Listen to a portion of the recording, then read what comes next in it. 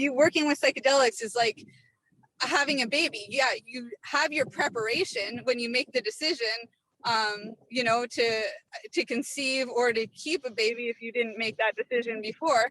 Then you have the 9 months of actual preparing for the birth phase being the actual experience. Then there's the integration, you know, that's the breastfeeding phase.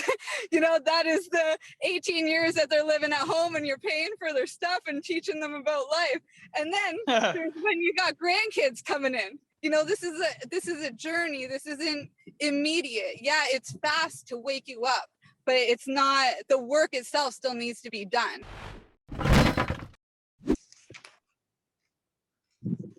All right, Ashely, Mitch, welcome to the podcast. Well, I guess Mitch, welcome again to the podcast.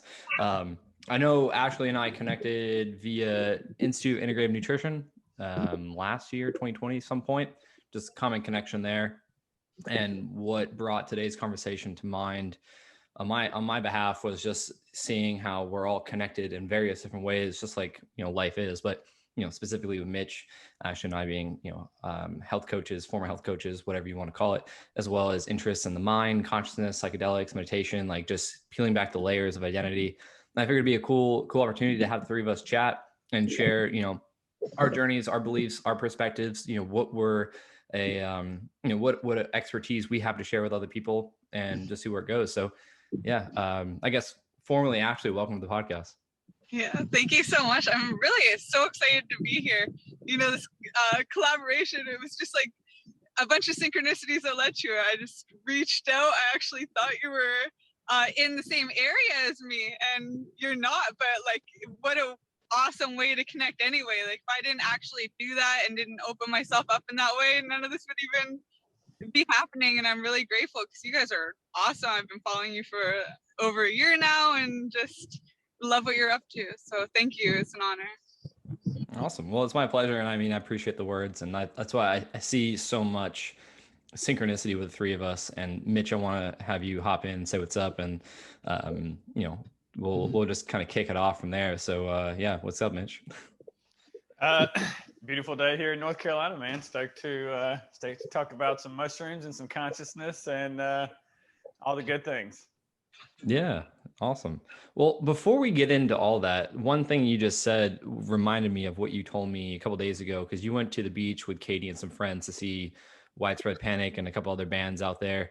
And you had this like epiphany from like where you are today versus who you used to be and what that version of you did in terms of, you know, mixing psychedelics and alcohol at shows and just the intentions, you know, and how you have a new intention today, new understanding. So let's just kick it off with that. Let's just hop into there. And I know we haven't really talked minus the, you know, the text of that. So I figured, you know, we could kick it off with that and then, you know, be able to get Ashely to share her expertise in that, since that's, you know, actually before that, Ashely, why don't you introduce yourself, you know, kind of just, you know, the bullets, like who you are, what you do, and how you came to be where you are today. Because I find what you do very interesting to Mitch and I, very untraditional, which I think we all share different routes in life that are, you know, unconventional and traditional. But you're a very fascinating person in terms of what you do, what you represent, and how you help other people as your business.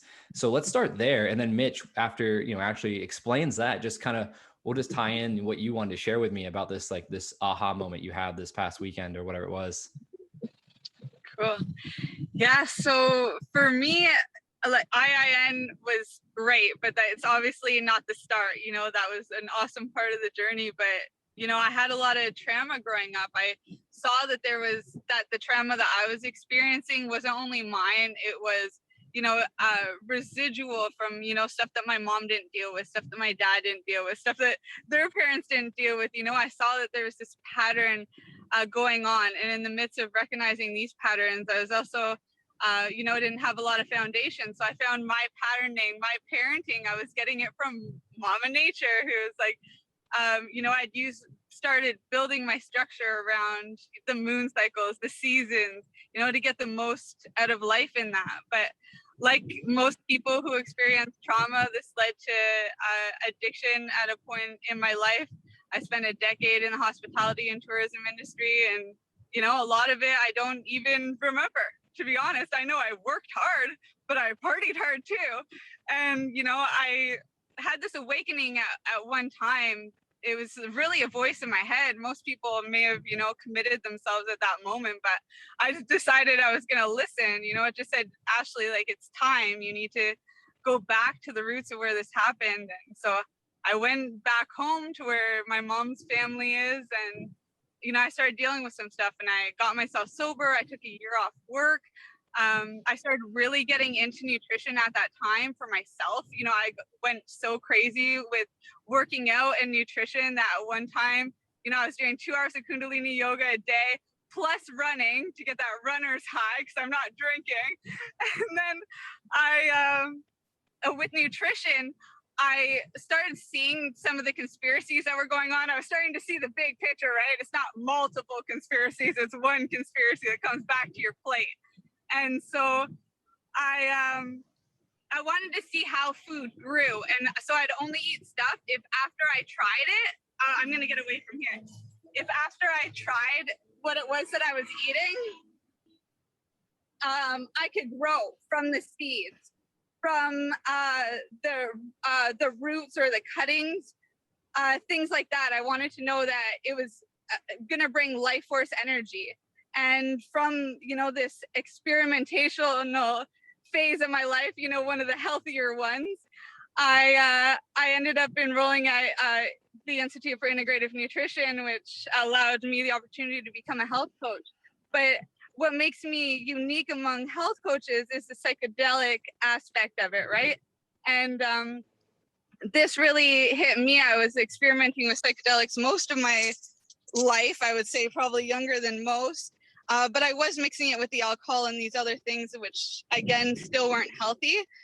But I did see the world in a different way, and I did handle trauma in a different way. And so I saw this element of it, and it was an element that not everybody was talking about. So I found the people who were talking about it, and I got really close with them.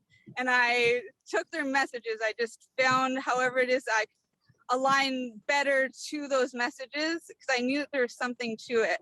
And that's how it is that I'm helping people today, is just through the psychedelic integration part. I'm not, it's usually people who have had an experience already and they need to integrate it, or people who have tried everything else and they are now ready to try this because they see the new information, the new science coming out now. And it's not just about the psychedelics either. There is this big integration piece of pulling it all together with life experience, the good, the bad, with all the knowledge that you've collected over your life and from your ancestors and, parents and elders. So, that's a little about me. Yeah, I love it.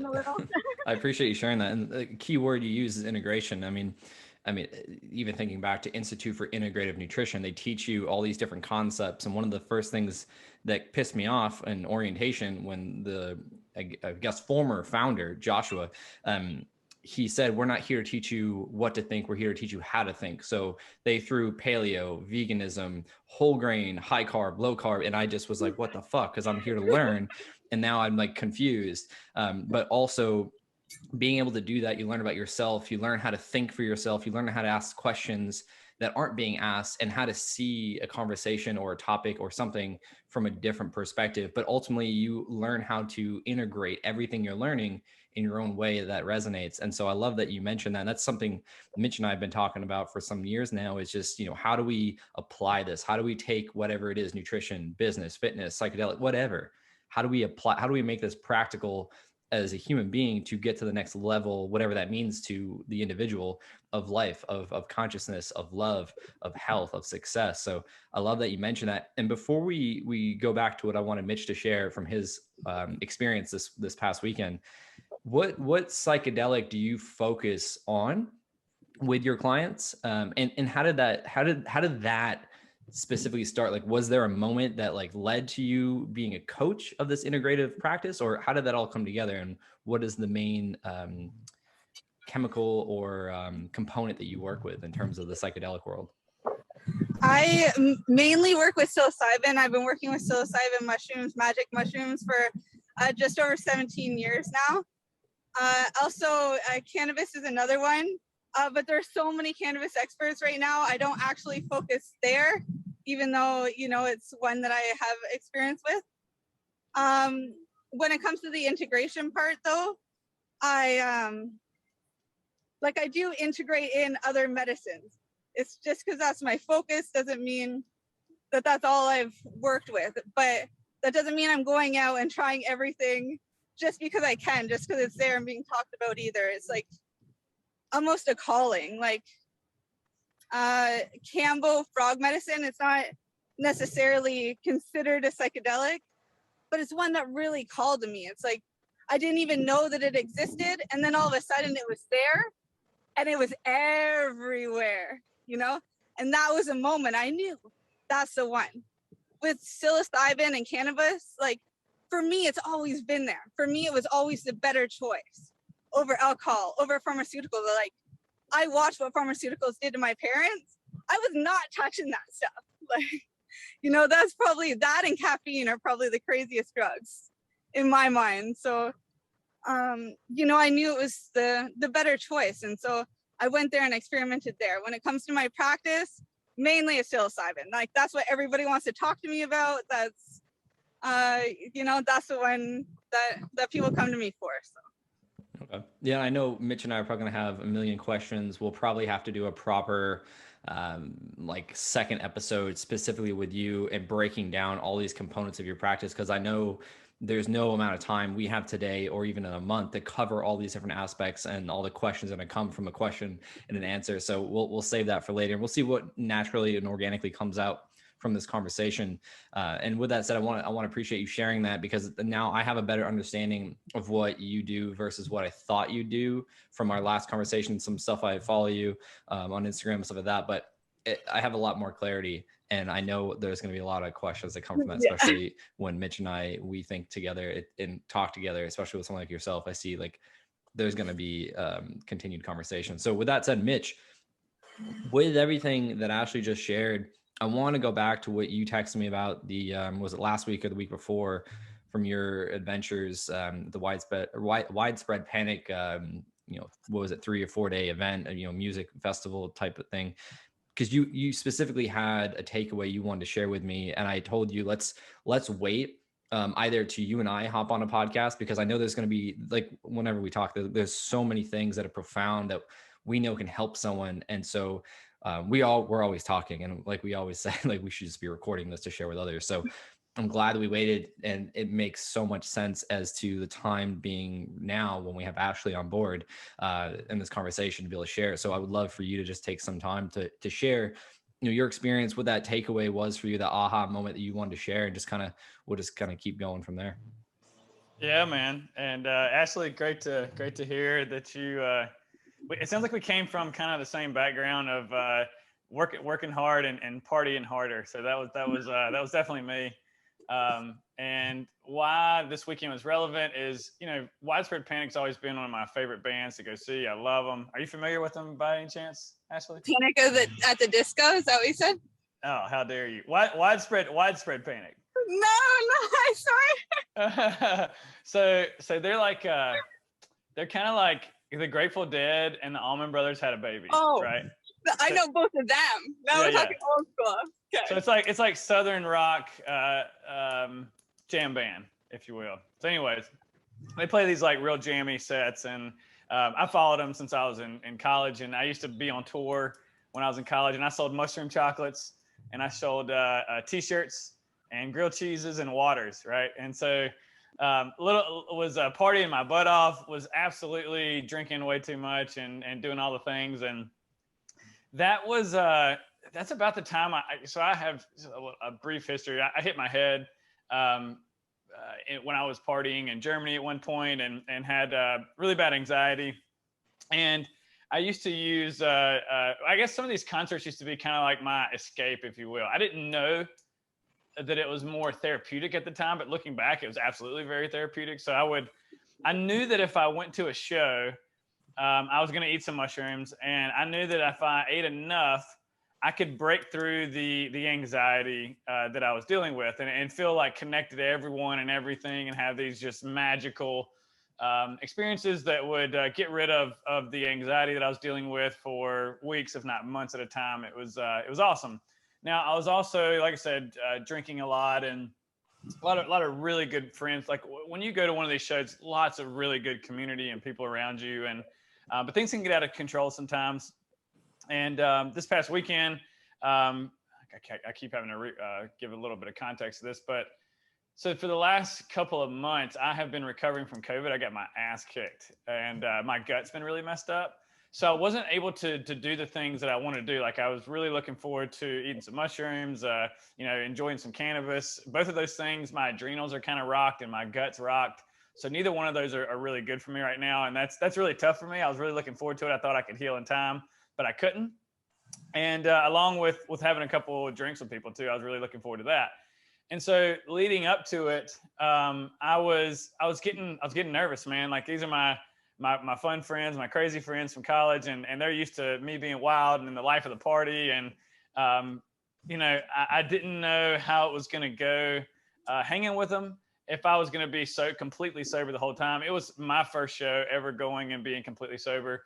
And I was telling my wife, I didn't know if they're going to make fun of me. I guess that was like the main thing. I just didn't want to have to deal with that or explain myself. And it went quite the opposite. I remember the first morning waking up and going and seeing everybody the next day. And they were like, man, you were partying so hard last night. Like you were fucked up, right? And I'm like, no, I was sober. I was just dancing, I was just having a good time. And so I was able to get past that and realize that, and to love myself. Like that's been the kind of the theme that I've been working on a lot is loving myself unconditionally, no matter what, and loving others, and accepting myself, and accepting where I am right now, and accepting this healing journey that I'm on. And it was really cool to not only share that with my friends and have them totally understand, empathize, ask me some really cool questions and allow me to go a little bit deeper and share more about that, but to absolutely have a freaking ball at this concert that I was worried it wasn't going to happen, and ended up staying. I didn't know if I was going to stay for a day. We had 3-day passes. Ended up staying for 3 days. It was like one thing we say. So there's a lot of people out there like fish. So what people always say is fish is for the party and widespread panic is for the soul. And I felt like my soul was invigorated coming out of that concert, and it's exactly what I needed. And it was the step that I needed to make on my journey, and it was just really cool. So I wanted to share that with Josh. We're always kind of sharing these epiphanies that we have and new things that we're working on together. And he was like, save it. So happy to share it on the show. I thought it was really cool that we kind of had like a similar background, and kind of talking about some mushrooms too. Yeah. One thing that really came up that I noticed right away is that you mentioned that you had this fear to your wife of like, are they gonna make fun of me, or am I gonna be excluded in some way? Maybe I won't be loved. You're on this self-love journey, and one of those fears, as I was like, listening, just happened to be around that too, or maybe not receiving that love, or and so congratulations, man, you did it. You're like your first one's like completely sober, and you rocked it so much that they thought you were messed up. Yeah. You get to remember it and you felt good. Yeah, totally. Absolutely. Yeah. I love when life tests you like that. And it might have been a totally different situation if you felt the fear and you let it take over. Maybe you wouldn't have gone. Maybe you would have gone, you would have had that drink, and then your gut would have had you in worse shape, or symptoms come back. Inflammation is a crazy thing that, if it goes out of control. No doubt. I can agree with that 100%. Yeah. Well, sweet. Well, I'm glad that I get to hear the story, and that you had such an amazing time and you were sober, because I know you and I have always kind of, I wouldn't say butted heads, but had opposing views on how one would experience these compounds, these different medicines, if you will. Because I am very new in the world of psychedelics, meaning the last few years. But growing up, I was like always anti any type of drug or alcohol because I wanted to be a professional BMX athlete. And my perception was they don't do that. So if I want to be like them, I can't party. I can't do this stuff. And then that all kind of changed once I moved to North Carolina and lived in a college town and saw all the guys, not all the guys, but a lot of the guys I looked up to still partying, but then putting the work. So like party hard, work harder. That was, you know, a thing for us. And that kind of led on. And then as I started going through my own health challenges and obstacles and overcoming them with, you know, the brain tumors, TBIs and things like that, I started to learn more about how to optimize my mental, my physical, my spiritual well-being. And then, you know, came psychedelics somewhere in that path. And I think listen to Joe Rogan for the last 10 plus years. I've been hearing about psilocybin and dimethyltryptamine, DMT and things like that. And I've always had this fascination with them. As my mind opened, my willingness to experiment opened. But where I'm going with this, with how Mitch and I differ is, you know, his past, he just explained was like, you know, it was a party sense. He didn't know at the time it was therapeutic, but it was just like fun. Like, let's all be together. Let's have a good time. For me, it was always like, oh, like, I don't know. I'm a little afraid of like messing with these things. And like, I always had this fear of like, if I had this like epiphany when I'm on, you know, psilocybin or something, and like, I'm like, oh, well, I was always afraid of losing the desire to want to ride and compete. And then funny enough, I, on my own, without, you know, using these compounds, decided that was the path I wanted to take. And then it just made sense when I started opening myself up to these different experiences and learning more about myself and what I call my reality and things like that. And I had found myself, same thing in nutrition, looking at research and looking at people like Rick Strassman, like in the work they did, and just having like a clinical, I guess, perspective on like researching these things and then how I'd apply them. And so like set and setting are always like, you know, the two most common things that people are like, yeah, be aware of, like a set and setting with mushrooms or whatever it is. And so when Mitch and I would be talking about these experiences and his past experiences, I'm like, that seems like the opposite of everything I've been learning from, you know, Timothy Leary, Terrence McKenna, Rick Strassman. They were like, no, like you be by yourself in the dark and you just see what comes up and you journal and you meditate on these things, you integrate these things. And I'm like, being at a concert and then introducing other compounds like alcohol or even weed or like whatever, I'm like, I don't know if I like that. Like, I don't know because I haven't tried, but like, that's not my understanding. So it's just cool to see Mitch kind of have the experience that, you know, my perspective is like, let's not go and mess with these things around massive amount of people and partying. Like, let's do it like a self-healing, you know, spiritual journey.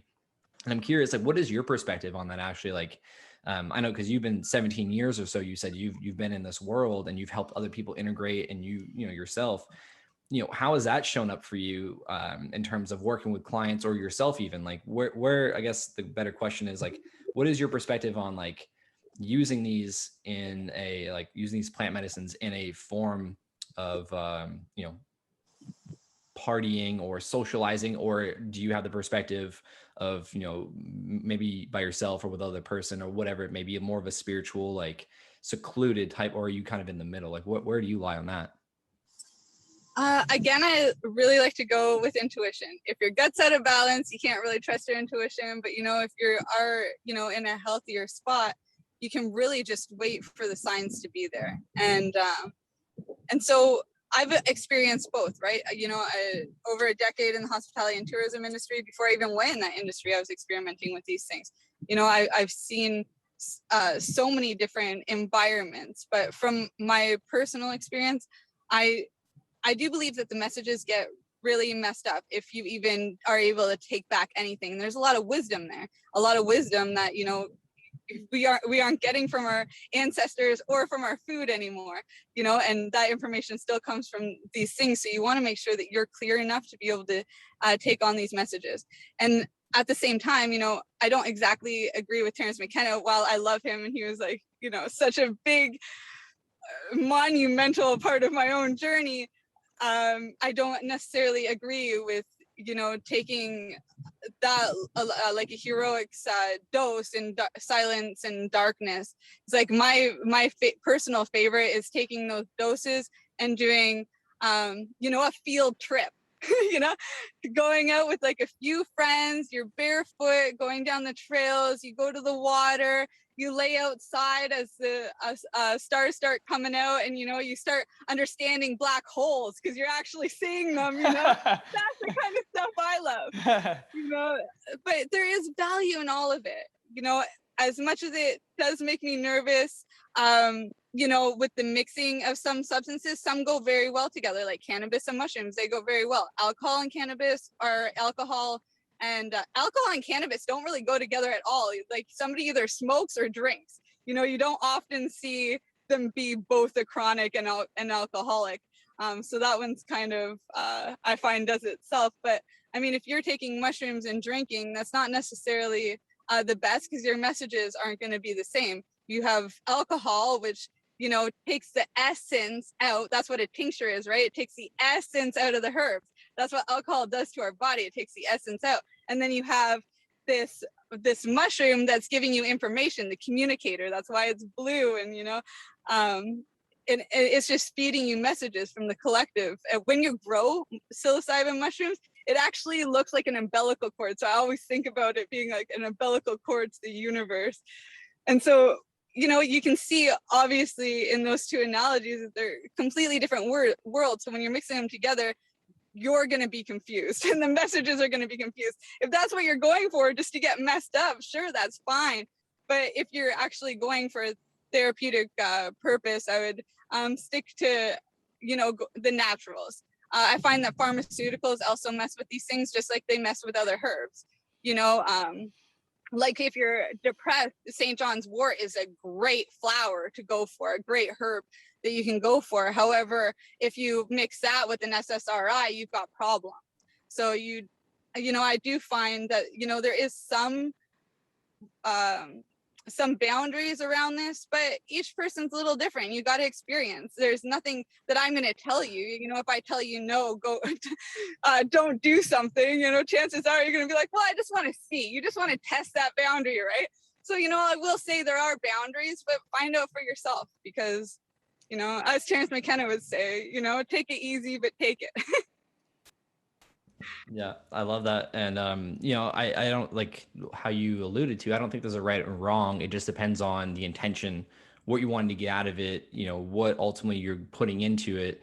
And is that setting, wherever it may be, or the combination of these different compounds, like, is that going to be the best effort in your intention? And from what Mitch and I've talked about in the past, maybe he didn't have such an intention, and I find that with a lot of people, and I was always afraid, so I didn't even try. I was just like, I don't know if this is going to change me, I'm not going to want to ride my bike anymore, or if I just whatever. So I love that you mentioned that, because I think that's something that's important. It's there's many different ways of approaching anything in life. It just depends on knowing yourself, having the intention, and seeing what's the best fit, and experimenting. And like you said too, integration. I think experimenting and looking for what is to learn from something is a part of integration, because then for the next time, okay, maybe don't do it this way, maybe do it that way. And I have friends that have said, like, they were younger when they were in a whole different state of being, where they had their first and only experience with DMT, and it just was not what I've learned and what I experienced. And I was like, yeah, that's probably a good thing that I didn't try these different compounds at certain ages, because I was, not in the right space, not the right intention to be had. Didn't even know, having an intention for these things. So something you also mentioned with intuition and gut, and I want to get Mitch's take on this as well. But Mitch shared with me, which I'm very analytical. I'm like, all right, I'm going to weigh this stuff out. I'm going to do my best to be as, I know you're going with this. Mitch has always said, like, the mushrooms just speak to me. I just grab whatever I feel I need, and I just look for the learning in the moment that's going to come. So there's various different ways of looking at that. And I'm curious, like, I'll have Mitch kind of add to this after, but like, Ashely, what do you think about that? As far as, like, do you measure, do you weigh, like, or you just, whatever is in there is meant to be, and this is what I'm gonna go with? Yeah, I'm kind of that one. Whatever is meant to be, that's what I'll go with. I have, especially with microdosing, because I make a blue honey, so I just take a teaspoon. But when I make a new batch of blue honey, I don't always know how much of the teaspoon to take. So I've, overdosed my microdose a few times, but it's a learning curve. And then, you get it to the point where you don't actually feel anything, can go about your day just fine. Other times, those days when it's a little bit more, it's like, wow, I should have gone all out because now I got to take 6 hours off. Yeah. At least I'm my own boss, right? I'm delegated if I need to. Yeah. But when it comes to the big doses, especially when I was getting real serious about this, I was all Terrence McKenna. That was the god to me for quite a few years, actually, I'll admit. And so I would measure out the heroic dose, especially when I was first getting off the alcohol. I would do Kundalini yoga all week, 2 hours a day all week. And then on the weekends, I would go and have a field trip with my friends. And it would be just in nature, unplugged. The only way we got movies or Wi-Fi was if we took a direct line from another house and brought it into where it was I was staying at the time. So, it was pretty unplugged, and it was a nice thing to do, and we would measure it out. I think, if that's your intention, do the heroics dose and go on a hero's journey. Sure, measure them out. If everybody else is measuring, you just want to start, keeping track for your own scientific journals or your own research. Sure, do that. There are some coaches that's exactly what they would recommend. For some clients of mine that I know are like that, that's exactly what I recommend to them.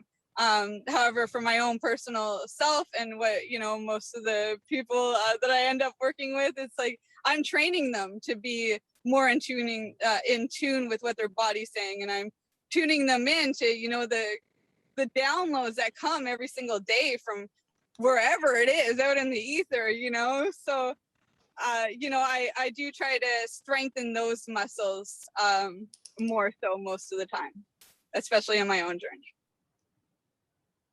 Amen, sister. Sometimes it's a hike day instead of a microdose day after eating too much, right? Yeah, you've been there too, eh? Oh yeah. A story that kind of comes. I love telling stories. One of the things that comes up first time I tried to microdose LSD. LSD's never been like my thing. Like I've certainly had some amazing times on it. Most of the time, it either don't feel anything, and I've had a couple where it's like too much, kind of gets into my nervous system a little bit too much. But I remember a kind of a funny story. I'd made some and was microdosing. I can't remember what it was, like 10 micrograms or something like that I was shooting for. I think if 150 micrograms is a dose, and I could be completely wrong here, like 10 or 15 micrograms is like a microdose. Am I correct there, by the way? I think so, but they do it on a different measurement. I think it's like UI. Yeah. Okay. Yeah. Yeah. That resonates too. So, anyways, the first time I did it, amazing. Like built my business that day. Built my coaching business that day. Super creative. Went for a run. I hate running. Was just like feeling awesome. And the next day, or not the next day, but a couple weeks later, I did it again.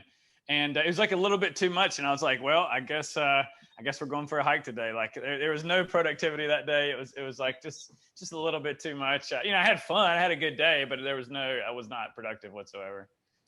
Yeah.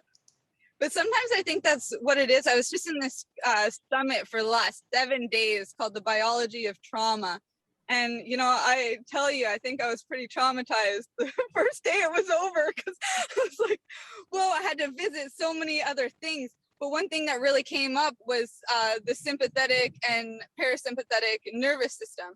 And, so taking those days, I think, especially for an entrepreneur, there's probably, I'm assuming, very driven and have a lot of, willpower and just, power to express in like physical activities and things like that too. So I imagine most days you're very productive, but that could be very much being in the parasympathetic nervous system. I know for me, that is the case. And so, having those days in nature and just unplugging or, that could have been exactly what you needed. Maybe the mushrooms really were giving you exactly what you needed. Maybe it's, or I guess it was LSD that you were using. But, that could have just helped you get into the sympathetic nervous system so that you can just relax and then be even more productive when you get back to it. I know I don't know exactly why I'm bringing this up, but the nervous system is like really fresh in my mind right now. Well, it's interesting because I saw that video and I really dug it. I was listening to it this morning, and I think one of the things you said was like, to live longer, we want to slow down and have some of those days. And sometimes it's kind of what Josh was hitting on earlier about the mushroom chooses you. I feel like the mushroom or psilocybin always gives me what I need, no matter whether I'm looking for it or not, right? And so that's why I've always been, I kind of pick out a couple of fun guys that I'm looking at that I consider eating, and I'll eat one, and maybe like an hour or so later I might pick up the other one, and by then maybe I'm excited enough to throw down the third one, or I got exactly what I need. But it's like Josh and I are always talking about attachments, right? And being attached to an outcome. And sometimes it's not the outcome that you're looking for. You have to be okay with it coming in a way that maybe you least expect, that maybe it's different than what you think. And kind of to tie this loop or whatever, is talking about the nervous system is, I have certainly we've all heard of bad trips. And I'm curious, I think that when we're in a bad trip, maybe our nervous system is in the wrong place going into it. And I would ask your advice on, how would you switch that? How would you go from that sympathetic fight or flight state to that rest or digest, parasympathetic state, or maybe switch out of a bad trip, or prepare your body going in? It sounds like you did Kundalini yoga going into it, but I wonder if you have any other tips around that.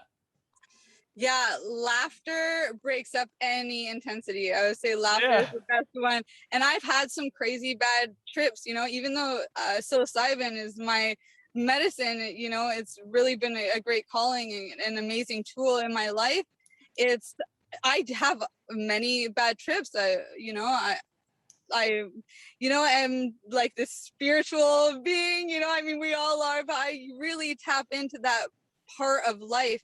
And so sometimes when I go into trips, especially a bad trip, it's not just that I'm having a bad trip for my own trauma. Sometimes I'm having it for my ancestors that didn't know how to deal with it. Mm-hmm. Sometimes I did this boot camp one time. It was live in person pre-COVID, back when you could like really hug people and things. And there was this girl that went up, and it was her first time public speaking. And she shared a story about being shy because she was epileptic, and that her nerves would always get so bad when she did it. And I went on a hero's journey after that, because it was 3 days, and that was like my way to, kind of celebrate and close. And then I could do the integration afterwards of everything. And I had a really bad trip that night. And it was where I felt like I was having a seizure. And I saw every single person. I saw my best friend who said seizure since she was a little girl. I felt the girl that I, was hugging that day. I felt, just strangers around the world. It was almost like being in Cerebral, like from X-Men. It's like, I was just like tapping into all these things, and I was just feeling it. And then I remembered I'm on mushrooms, and I'm like, okay, what's going on here? If this is the mushrooms, I just ate mushrooms. I consumed mushrooms. And then I'm like, did I consume mushrooms, or the mushrooms consuming me? And I just started laughing. And as soon as I laughed, I went into euphoria. Everything was over. Then I surrendered. It was the resistance that had me in the bad trip. It was that I didn't deal with something that happened. I didn't deal with the connection between that girl that I met and the empathy I should have had from my friend, because I never saw my friend. She's my best friend for many years, but I've never actually seen her have a seizure before. Mm-hmm. And seizures have even come up in other times of my life too. I lost a client recently to a seizure too. It's like, this is one common thing that keeps showing up for me. It's not me, but it's people in my life. And so there's something there that needs to be dealt with. And it was the mushrooms that allowed me to see that. And then, I had more empathy when working with my client. I have more empathy for my friend now when she tells me stories, or when she gets stressed out, or, anything, that wasn't there before. It was, and, it was having this brought to my awareness to actually feel it myself. It is a bad trip, but it was, it was a trip that I'm glad I took. Mm-hmm. Yeah. What you guys just spoke to, it also speaks to what I've heard from other people. There's a guy, I forget his name, that I watched some of his videos that are educational on YouTube. It's a channel called Psyched Substance. So he takes a very clinical, like research approach to breaking down whether it be any compound, psilocybin, DMT, the list goes on. He's done it in front of the camera. He analyzed it, he researched it, and he's in Canada. I believe you are too. So he's able to actually get certain forms of things that are actually banned in our country in America. But something that he spoke to, and is something that I've been learning as I continue my research, speaking with people like yourself and others, is that there's no such thing as a bad trip. That's only because the human's ego labels it as bad, but there's always something to be taken from as a positive learning. It's just the misconception that we have of like, we're going to have a trip and this trip's bad because we're missing the learning that's there. And it's not necessarily like what Mitch was saying, you don't get out of it always what you want, you get what you need. But the integrative part is there. It's just a component that's often overlooked from my understanding and my past experiences. And so that was something that kept me out of wanting to experiment with psilocybin or DMT. It's this idea of a bad trip, but that's like the same thing with why I didn't want to experience these psychedelics before, because I was afraid it would turn me into someone that didn't want to ride my bike anymore, and didn't want to have any drive in the materialistic world as we see it today. So I'm curious, like with everything I just explained, like that's my belief that there is no such thing as a good or bad trip. There's just whatever the learning is in there. And if you're having a quote unquote bad trip, that's all that to me, that's obviously something you've been suppressing and maybe ignoring for whatever reason. There's no qualms there for me. It's just like, we're humans. But if you're having a quote unquote bad trip, it's important to recognize what was to be taken from that and how you integrate that into your life when you're, the next day or whatever, when you're sober, as we call it. So what is actually, what is your take on that? Like, do you kind of resonate with that, or do you have a whole different perspective on quote unquote bad trips?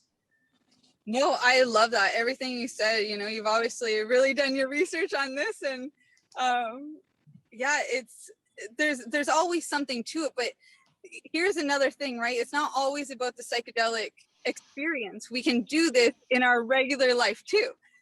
Bad things happen. That's the same as a bad trip, only it's faster. It happens in 6 hours instead of you going through it for like 10 years of like this, crazy pattern that sucks. You go through it in 6 hours, you go, oh, that's the message.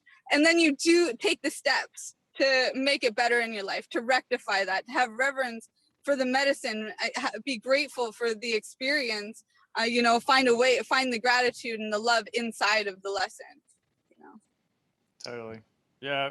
Even when as you guys are telling these stories or kind of talking about the bad trips, I don't know that I've ever had a trip that was entirely bad. Like I've had those moments, and you brought up when you talked about laughing your way out of it. I just had so many memories come flashing back of like being in sheer terror and then realizing something silly and expressing that with a close friend and laughing hysterically and then seeing like rainbows after.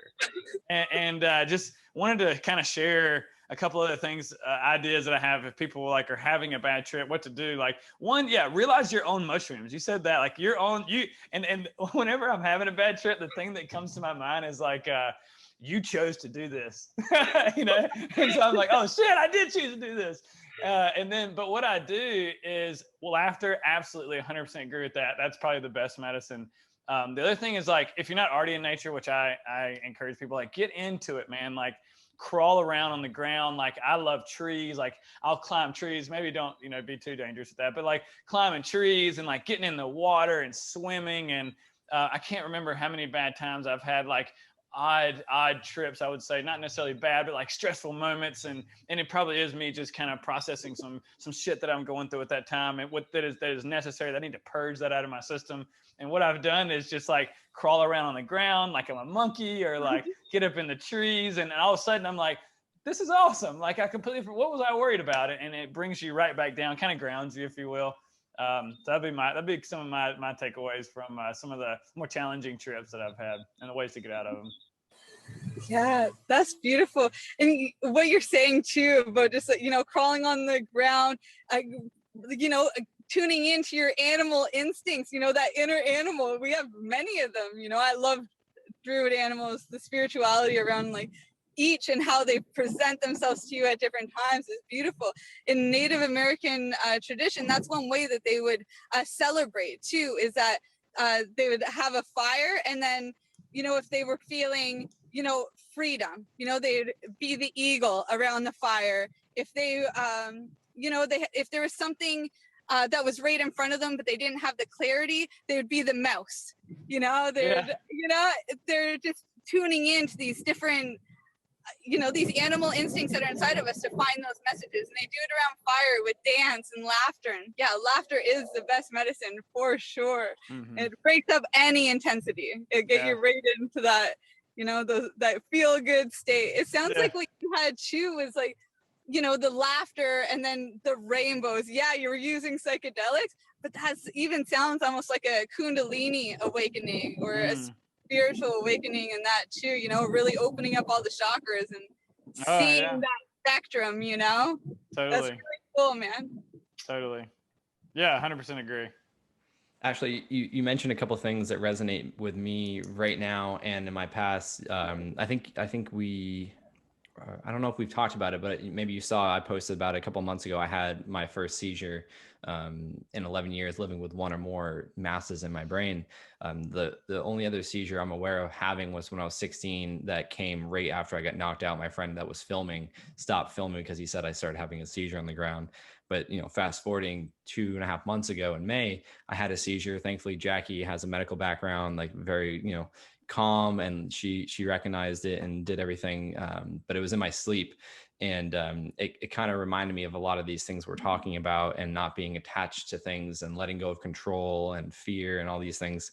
And it brings me back to last summer, where Mitch and I were talking, and I've had some like experience physically with these smaller amounts of mushrooms, whether you call it a microdose or just maybe a larger amount than a microdose would be, measured out at. But we always mixed it, I believe, for the most part, with, smoking some cannabis, something like that. And we'd be out, and I can never, and this is why I like doing things singularly, because I could never make the difference between what I was feeling and if it was the mushrooms or if it was just because we smoked a little bit, or just because we're out and it's just nice. And then I was telling him, I was like, I feel like I've never experienced a psychedelic trip. Like I've never, and this is this was last summer, I believe, right, Mitch? Where I'm going with this. This is a great story. And he was like, well, have you ever heard of Ram Dass? At the time I was like, no, but I've been studying his work for years, just under his human name of Richard Albert. I didn't understand, like, he had a nickname, Ram Dass, and he had, all these things. And actually I have his trailer pulled up, Becoming Nobody, before I think he passed away recently. They made a film, Becoming Nobody. So I'm going to rent that on YouTube or Amazon, check it out. But he was like, oh, well, Ram Dass had a similar experience. So they went all in on a large dose. So do you want to try 3.5 grams? We'll grind it up. We'll put some lemon juice. We'll mix it with some water. We'll just shoot it. And, we did that. And, going back to the fear and the control, I believe it was enough that I was starting to have like this trippy experience I'd never have had. But I was fully aware, and I knew I was on mushrooms, and the control allowed me to, as soon as things felt like they were getting away from me and I was like distorting everything was just kind of like getting into that psychedelic phase, I would control it and they would zoom back in, and I'm like back into human reality. And then I would just like kind of forget about it, and I let it go, and then I'd get scared and I would come back.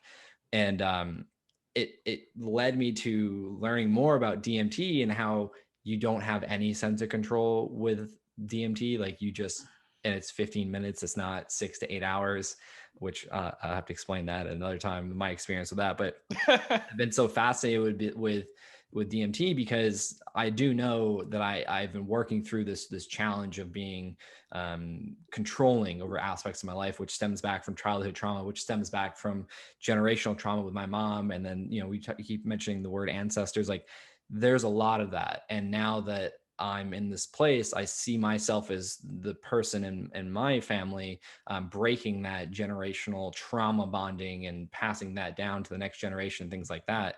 And so I find that I'm interested in DMT because you have no sense of control. And depending on the dosage you take, I got to a point where I was like becoming aware that I didn't have a body, and then I wasn't aware. And then I remembered, because I read, a lot about this, like, your heart rate's going up, like, oh, you're supposed to do this. And then I remembered, oh, no, it's good. And I just surrendered, and I had a beautiful experience at a very low dose. But where I'm going with this is this sense of control and being able to like zoom in and out of the experience and letting the surrendering aspect come. And so I'm curious, like, how was that transition for you, or was there transition for you with this sense of like surrendering to the compound itself, whatever it was, and where did you learn from that?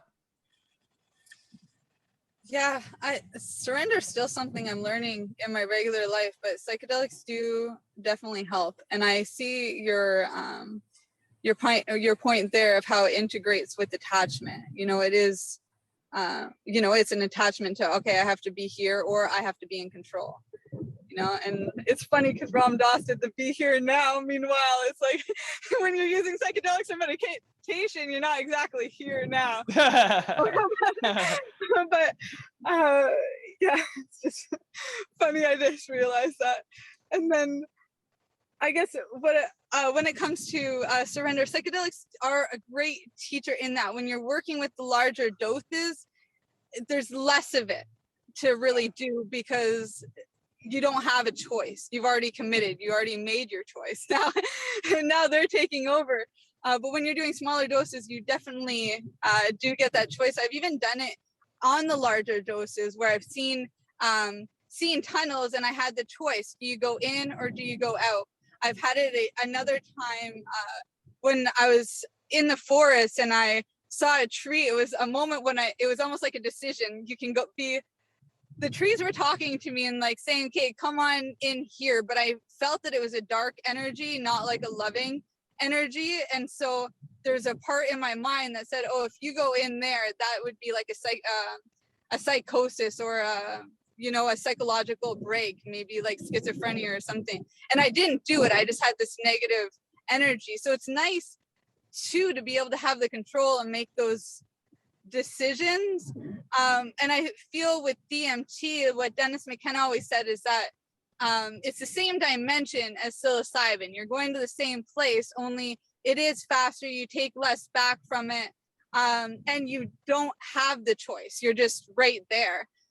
This being said, that hasn't been my experience. DMT was not a medicine that really showed up for me until recently. I was on another podcast, and I've listened to people talk about it forever, and I've had conversations with people about it. I know many that have worked with this and that swear by it. But myself, it wasn't one I was really called to until after this last podcast, somebody delivered some to me. And so on the last full moon, I tried it, but I didn't actually get anything from it. Anybody else I've given it to try, they're like, this is heaven. And I'm like, okay, I gotta go on the new moon now. I'll wait another couple weeks and I'll try again. But it did nothing. And I used like 6 puffs of the pen. So yeah, I don't know. I didn't personally feel it, but I have a feeling that it's coming.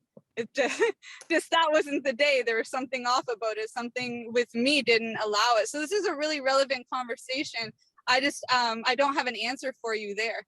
Sometimes I'm able to surrender. Sometimes I'm not. I feel that psychedelics do make it easier to recognize in your daily life how to surrender and how to let go of attachments. And they do make it easier sometimes when you're on the larger doses, but it's still a conscious decision. No matter what, it's something inside of you. I know that this is something I personally am working on too. I have that conscious awareness, but that doesn't mean I have the answer, because I'm still going through it. Yeah, I love that. And we're closing in on the end of our time for today. Like I said at the beginning of this, we'll probably have to do like a multi-series stretch of these conversations, specifically with psilocybin and psychedelics in general. But just with the time in mind, what are some misconceptions that you hear, or that you're present for, that you receive in terms of like just misconceptions about psychedelics or misconceptions about trauma and integration with these things, like, whatever is on your mind, like what are some of the most common, like one or two or three misconceptions that you hear and you have to dismantle, and help really educate people, from your knowledge and experience, that conflicts with the misconceptions? Because as we know, there's a lot of misinformation going around, especially with social media and information traveling so fast. So I'm just curious, like, what are one, two, or three of the more common misconceptions that you deal with on a regular basis with your line of work? Yeah, one of them would be, Timothy Leary and the Harvard Psychedelic Club. They were all, set and setting. That was their spiel about everything. But when I started working with these things, I started realizing, that's the preparation. What about the integration, right? What about after your ceremony? What about the actual work you have to do? There's so much learning that you get in a short amount of time. How do you integrate that experience? How do you actually do the work? If you're getting messages from these things, how do you actually take action? How do you, get that roadmap per se to take those action steps? How do you hold yourself accountable? There's all of these things. You don't want to go back to old dimensions once you've been awoken like that. You don't, we now see what those patterns were. Why would we want to consciously keep going back into them, right?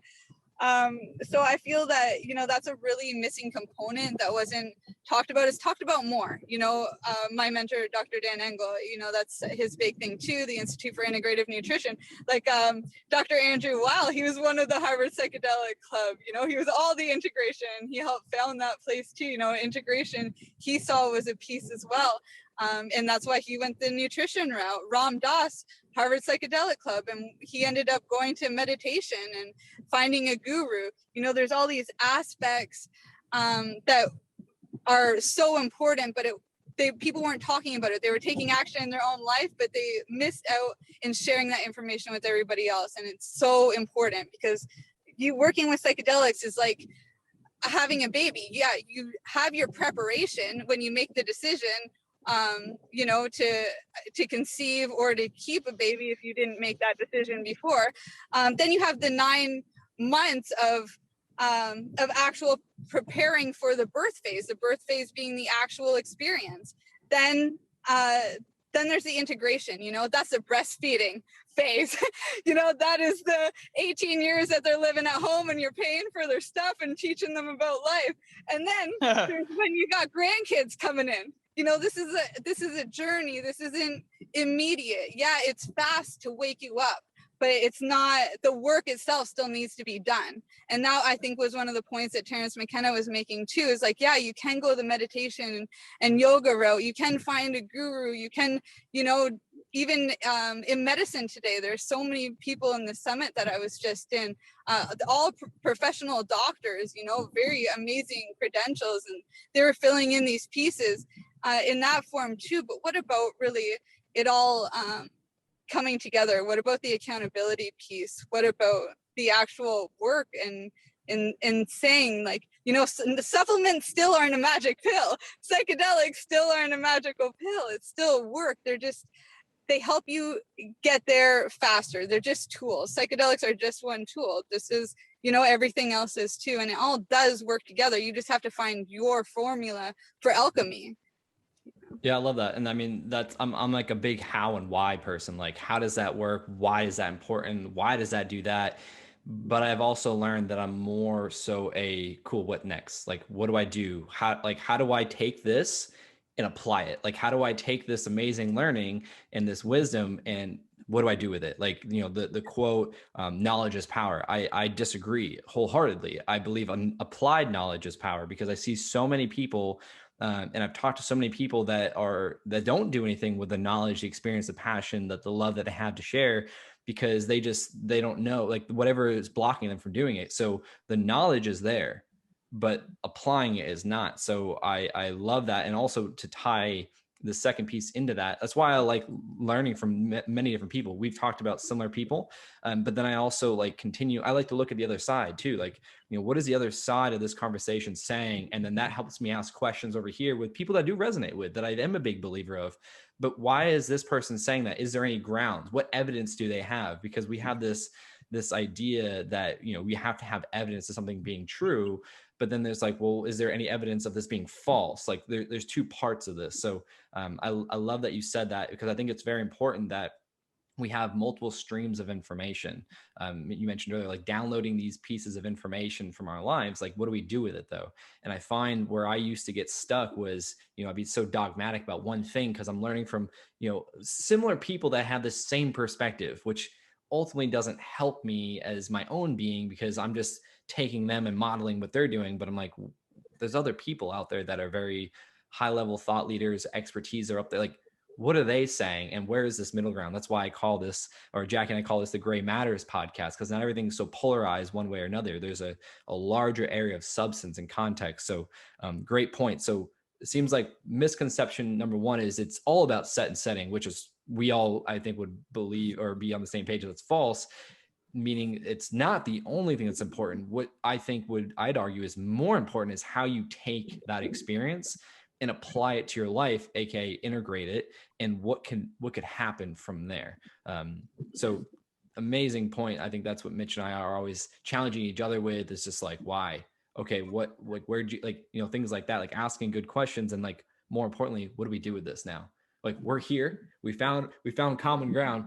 What's next? So I love that. I'm curious, what is another misconception you have? And actually, before that, Mitch, do you have anything to add to Ashely's first point about, like, you know, set and setting being the only thing to be considering when you integrate or when you apply a psychedelic experience or even a meditative experience?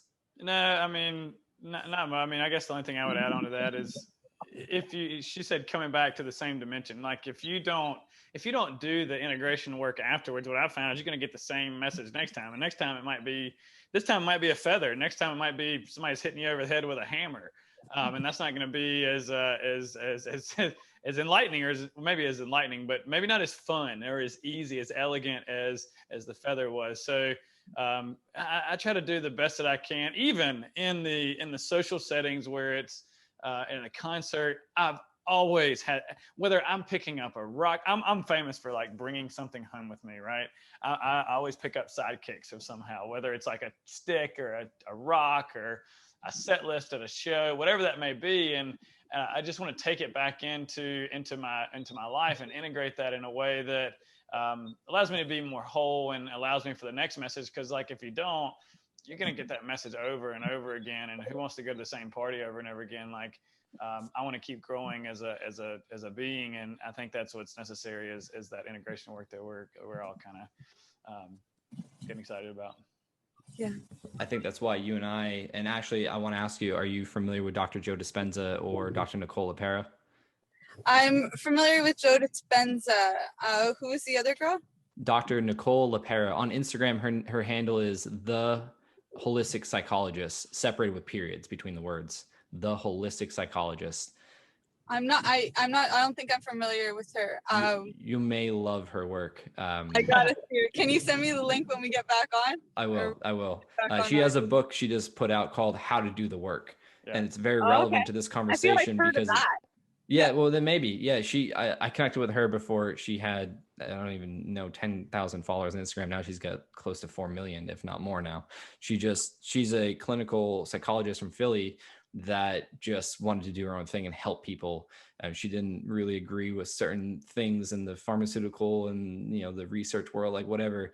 She wanted to help people integrate work and not just become aware of these things, which is a common thing I hear in the psychedelic world. It's like, oh, I had this profound experience. I saw this, I felt that, I went to this dimension. Like, and I'm like, cool, what do you do with that? Because that's the journey I've been on for 11 plus years, is how do I become a better version of myself? And that's why I always kind of conflict with people that are like, yeah, like I have a close friend of mine that, you know, was like, yeah, I did mushrooms. We had some LSD and we drank a little bit at the show. And I'm like, no, like to me, like, what do you do with that? And it's just a weekend thing. And I'm like, cool, if that's what makes you happy. But for me, I want to learn more about myself because I want to contribute to the world. This journey isn't about just me. It's about my life's mission is how to help other people. So how to integrate, how to become that version of yourself, how to do the work, like all these conversations are really relevant in terms of progressing.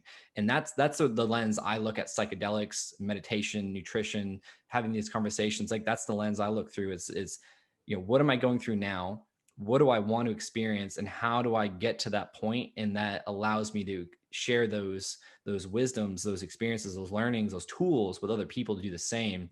Because like I said earlier, I'm trying to break, and I feel I am breaking that chain of generational trauma or ignorance being passed down the line of my family history. And I want to stop that, but I want to see that at a larger level, which is why I resonate with people like yourselves, and why I want to surround myself with more of these types of people like us, is because I think that's what it takes to change and create that ripple effect. So I'll have to send you, I'll make a note to send you Dr. Nicole's Instagram handle, because her podcast, her book, her Instagram, whatever, you'll love it. I'm sure of that. Yeah, that's exciting. I feel I've heard of this book, or it showed up on Audible or something, as you got to get this, because you said it's new, right? Yeah, I don't know when it came out, maybe a couple of months ago. But it's picked up so much momentum. And then she dropped her podcast today. She posted about working on like another book, and it was something about like, I forget what it was. But she deals a lot with like trauma and like getting rid of the trauma and trauma bonding and like all these things. And I'm just like, that makes so much sense to my past. It's so relevant. And it's just, like you said, it's, and I think Dr. Joe talks about this. It's not enough to know. It's more, we're in a time where it's like, it's not enough to know. It's more about how, like knowing how to do something with what you know, what you learned. Because I find a lot of people get interested in learning. I was one of them. Like, I need to learn more. Why? What am I going to do with it? Like, I have all this knowledge. And when my coach challenged me to take a month off of learning, all this stuff poured out of me. And I was like, oh, that was in there the whole time. But I kept trying to consume that I wasn't able to get it out. And I find that that's a lot, another conversation, but it has a lot to do with suppressing emotion and trauma and beliefs and things like that. It just builds up, and that's where disease, you know, kind of starts. It's just creating this imbalance that just gets out of control. And you mentioned inflammation earlier, like all these components. So yeah, a little tangent I want to go on. I want to share that because you said so many things, and this is why we're gonna have to do many future episodes talking about these things. Before we wrap up, you mentioned one misconception, the set and setting being the sole focus, and how we all agree that that's one component. There's others that I would say would be more important, which is integrating. What's another misconception around this line of work that you're in, and this type of conversation? I say another one, because it's becoming more mainstream today. It seems to be a misconception that it is a cure-all pill. Mm-hmm. And, you know, you get off the SSRIs and then all of a sudden you take this one time, 6 hours later, you know, you're cured of everything. But again, this comes back to integration. If you're not willing to do the work, if you're not willing to see the messages, if you're not committed to it, you know, you have to be committed to it. You know, sometimes I'm working with really heavy addicts and veterans, and you know, the worst is when it's a veteran and an addict all wrapped into one, because there's a lot there to unpack. And it's like, you know, taking this dose, whether it's psilocybin or ibogaine or whatever, it's like, it's not over, and you have to be committed. Like, if you're just doing it and the only reason is so that, for a reason other than doing it for yourself, because if you still don't have that love for yourself, it's like it's not actually going to work and do its thing. You know, it's still you. You know, you can't, it's not going to change you. You have to change yourself. It just allows you to see, you know, and if you can feel the love when you're using these things, and you can see that your love for other people in these things, but then you come out and you're still disattached to yourself, you're still disassociating from reality, and you're still, then the craving or the addiction isn't actually about the substance. The addiction is about the trauma. And so, you know, you have to come back to that. It's like, it's not, it's a tool. It's not the magical be all the end all pill. And I mean, even on my Instagram, sometimes it looks like that's what I'm saying, because that's what people want to see.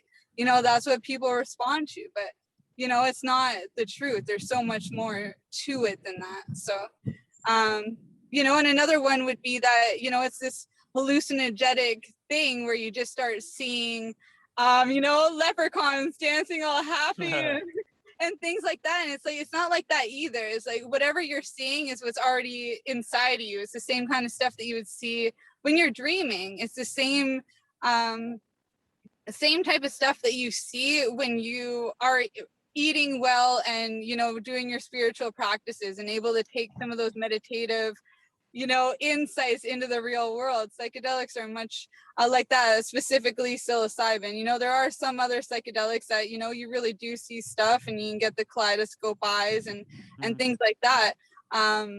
But these things, they're all inside of you. It always does come back to you. You are, we have a piece of divinity inside of us. It's not saying that we're all divine, but we all have the piece of this divinity that is connected to each other, that's connected to, the source that's out there, the thing that gives us our life force, our breath, the thing that gives us these downloads and this way of seeing the world and this understanding of the world.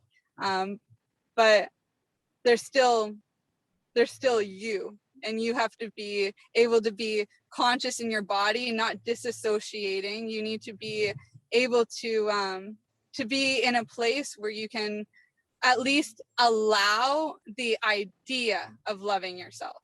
Yes, amen. I love what you said. We are all a piece of divinity. That's that's beautiful. And that's probably, if I had to summarize all of my experiences thus far, which just a short amount of time so far with psychedelics, but it comes back to this affirmation, or like this affirmation, confirmation of this belief I have that if I'm able to see something, I can experience that in the real world. And to know, like, whatever visuals or think, like whatever you have going on psychedelics or whatever, it's already inside of you. And so that's something that I do my best to position myself as, and to put out in the world, is if we can see in our minds and we truly believe it's possible for us in our realities, then we can experience it. It may just look different than what we want it to look like. And that's what I learned from my journey with BMX to what I do today. That's not something I ever thought about doing, but it's aligned with the vision I have in my mind. It just maybe in the micro looks different than what I thought I wanted, but now I'm all invested on what I'm doing today. So I love that you put it that way. Yeah. One thing that also stood out for me was the using psilocybin as a tool. I always look through the lens of like healing, or whether you're on a consciousness journey, waking up and you're trying to see your full potential. I always say, build out your tool belt. And that's what I'm constantly teaching to my clients. And mushrooms are a fantastic tool, but there are a million ways to get up that mountain, whether that's, altered states of consciousness that are achieved through breath work, or, these plant compounds, medicines, things like that, or you're getting in an ice bath, or you're fasting for 4 or 5 days, whatever that may be. It is a tool. It is not a magic pill. But all of these tools that you can accumulate throughout your journey can enhance or get you closer to what you're looking for. So I think that's an incredible message. And I think that's what I try to share with my clients and friends and family as much as possible is, there is no one size fits all. You got to kind of try on these different things. And there's so many fun tools out there that you can utilize. Yeah, and they are fun. And if one's not fun for you, it doesn't have to be that one for you.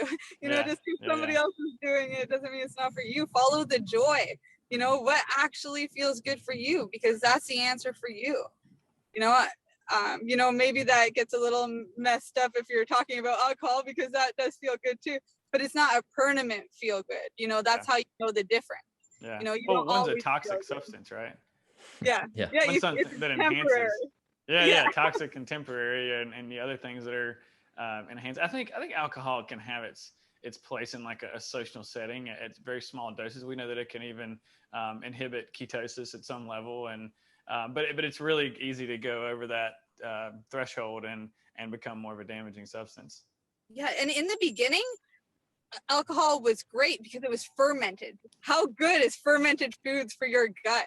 And if you have a really good beer, And I worked in that industry forever. I know good beer. I would make like pour Guinness, and I would have the different levels, and I'd make 4-leaf clovers in it. I like beer, but here's the thing: it's not made how it used to be made. It's made in a factory. There's not love there. It's huge levels. It can still help your gut. If you're feeling nauseous and you have a beer, you'll feel better, likely. If you've got a cold or something, there's nothing better than a shot of whiskey. But the way that we use these substances is not the same way. We don't use it with intention to, stop a toothache or to help a cold or to like heal our gut. We're using it to get messed up. And and it's not made as a fermented food anymore. Now it's made as technically a tincture that we're using at a really large dose that our bodies just really can't handle. And it does take away essence and life force energy over time and over misuse. Yeah, think about like just a couple hundred years ago, men, women, children people of all ages, that's what they consumed because the water was shit, right? If you drank the water, you're going to get sick, and they would ferment these different beverages, and that's a way to kind of get some of the bugs out of there. But yeah, you're right. I mean, the way that we consume it now, and the lack of maybe love and care or misuse that goes into it, it can certainly be a different animal. Funny thing is, oftentimes the time that I like beer the most, and not like a lot of it, but like when I'm coming down from a mushroom trip, like sipping a beer, like to kind of ease the stomach was like one of my favorite things. Just throwing that out there. Try kombucha next time. Yeah, no doubt. Yeah, I hear you. Yeah. Well, sweet. Well, I love and appreciate you guys. Appreciate Ashely you coming on and sharing a little bit more about yourself and your background and 17 years. I mean, that's amazing. There's so much to go into next time, and we're going to be doing if you guys are into it, we'll be doing a couple more episodes just to unravel this conversation a little bit more, continue learning and growing with one another, and ultimately helping other people just think outside the box. And just in no means do I think any one of us are saying that someone should experiment with psychedelics, but just be open to even what is your rejection to that idea. Like just being able to think in that manner leads back to having more empathy for other people and understanding other people. When we can try to understand ourselves better, then we can try to understand other people better.